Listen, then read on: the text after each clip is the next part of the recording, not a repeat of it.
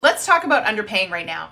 There's a lot of underpaying going on right now because they've adjusted the salary bands. So what companies have done is said, look, this is a buyer's market. There's a lot more talent on the market.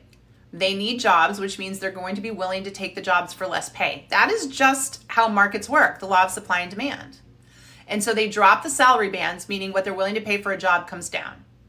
And that'll sit for a while until what happens? The pendulum swings the other way. This is never permanent. It swings back and forth. Just think post-pandemic when anybody could get a job and was asking for crazy money and they'd get it, right?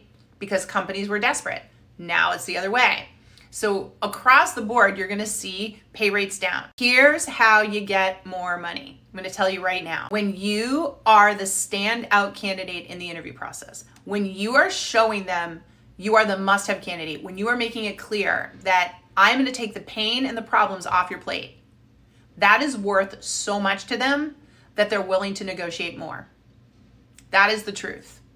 And I have had so many people get offered a lower salary, but through the process of learning our interview techniques and the way we salary negotiate, get more money. Literally, you can do it.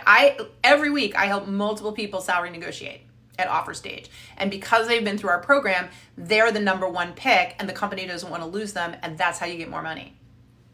And there's a way to do it without it feeling confrontational, without it feeling threatening, but it will empower you. It'll empower you to know your worth and in spite of a lower salary band, get what you want.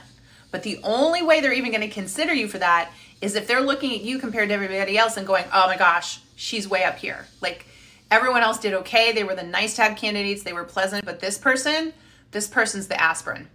This person's the pain reliever.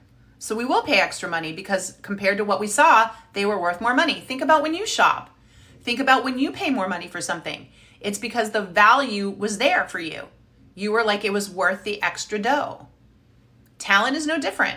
A company will pay more money if through the hiring process, they realize you are the must-have candidate and they don't want to lose you, right? Yeah.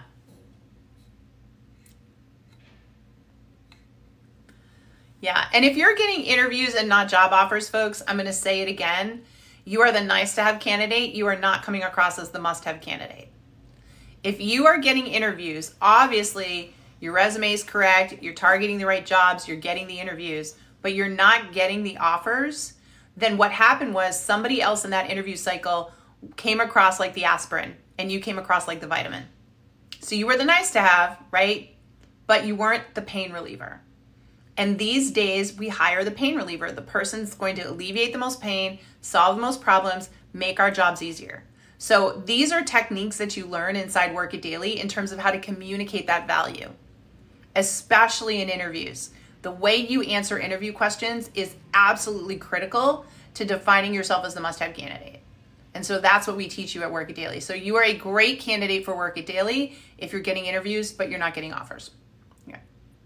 Okay, just gonna remind you, if you are ready to stop the insanity of job search, stop being miserable, stop being stressed, stop hating job search, stop being frustrated, you're like, I don't wanna do this alone anymore, I just wanna feel better, and I don't wanna spend my time thinking about it.